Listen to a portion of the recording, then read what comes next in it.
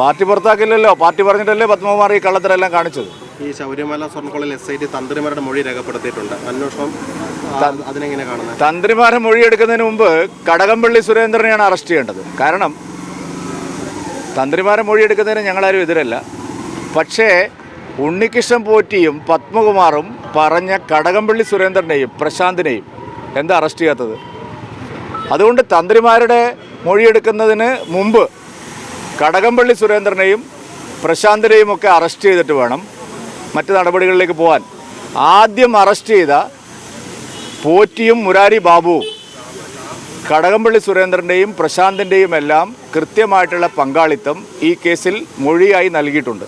എന്താ അവരുടെ അടുത്തേക്ക് പോകാത്തത്? അവരുടെ അടുത്തേക്ക് ആദ്യം പോകണം.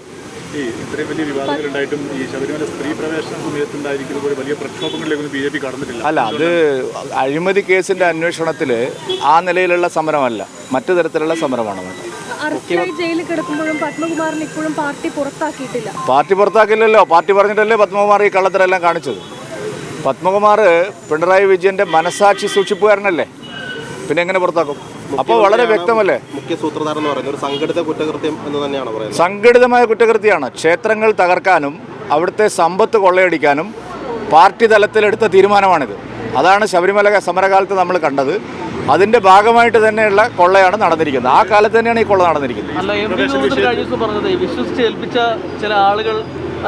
വിശ്വസിച്ച് ഏൽപ്പിച്ചതിന്റെ പങ്ക് പാർട്ടിക്ക് എത്ര കിട്ടിയെന്ന് മാത്രമേ ഇനി അറിയാനുള്ളൂ. അല്ല, ആ കാര്യത്തിൽ അതുകൊണ്ടാണല്ലോ ഒപ്പ് ശേഖരണം ഉൾപ്പെടെയുള്ള വലിയ സമരങ്ങൾ ഞങ്ങൾ ഏറ്റെടുത്ത് നടത്തുന്നത്. അല്ല, അതൊക്കെ അവിടെ ഇരിക്കട്ടെ.